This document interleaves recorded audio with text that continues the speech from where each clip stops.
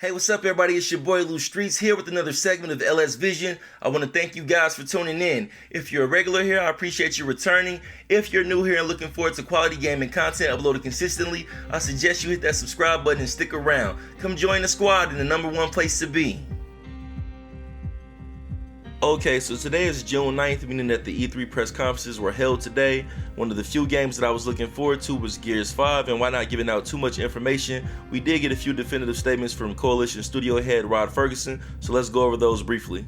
So what's nice is we now have some concrete dates we can look forward to in reference to the game. The official launch date is September the 10th. You can also get 4 days early access if you have the Xbox Ultimate Gaming Pass or you purchase the Ultimate Edition of the game.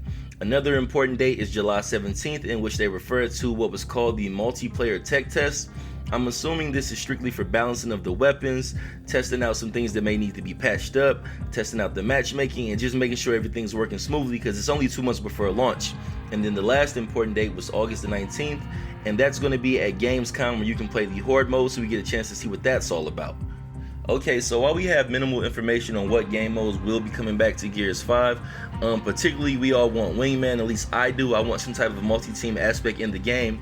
That wasn't mentioned, however, there was a mode mentioned called Escape. Now, from my understanding, it's a co-op styled mission where you try to plant a bomb to kill the swarm or some variation of that. It seems a lot like Horde, but they did preview it in a cinematic trailer to kind of give you an idea of what's expected. So that looks pretty awesome. The details were just very minimal though, as far as like what it does in reference to gear and XP and things of that nature. Okay, now besides that new escape mode, there was also this statement by Rod Ferguson. But it's not just about busting hives. You can build them too and challenge your friends with the experiences you create. Now, I don't know about you guys, but to me, it sounds like he's trying to say something about building maps or building some type of challenge map or some aspect of making your own world. Because I mean, what else would build your own hive mean and have your friends challenge it? So to me, I could be completely wrong about that. Obviously, we'll see it whenever they drop it on the stream they're supposed to show on June 9th as far as some type of gameplay.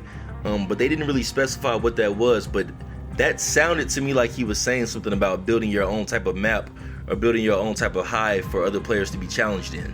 Now, just me thinking about it on the surface level, it sounds pretty cool. Like, if you can build a map that has certain environmental aspects or certain traps or things of that nature, which is what it sounds like he's alluding to, that would be pretty cool, especially if it's put together kind of like Horde, where certain amounts of XP will get you like newer features that you can put into the map to make things harder.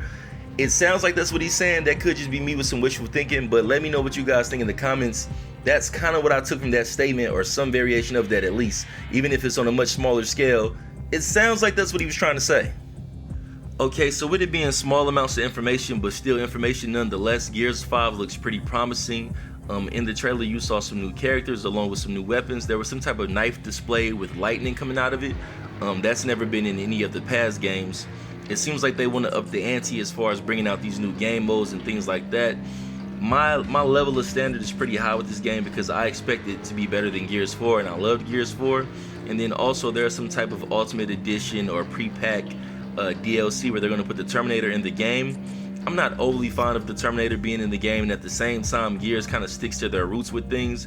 Granted, they've had some famous voiceover characters in the game, but nonetheless, they're putting in something new. I'm not really mad at it because it's post-apocalyptic anyway. So let me know what you guys think in the comments as far as what was previewed at E3. Granted, the information is very small, like I said, but at the same time, we kind of know what to expect with Gears. So it's just nice to get some type of confirmation of what's actually expected to come. So with that being said, I'm going to go ahead and pretty much wrap up this video. When we saw that first Gears 5 trailer, things went quiet for a while afterward. So it's just nice to get some type of information. We have an official date. We have some confirmed game modes, but we still don't know what the rest of them will be. As I said earlier, I want some type of multi-team aspect, maybe some new objective-based games, and even bringing back Wingman. Let me know in the comments what you guys are looking forward to as far as new game modes, or maybe just some type of idea that you want to have placed in the game that wasn't in the previous versions. As always, if you liked the video, please hit that like button for me, and of course hit subscribe, as I'll be back in the future with more gaming content. Until the next time, it's your boy Lou Streets. I am out. Peace.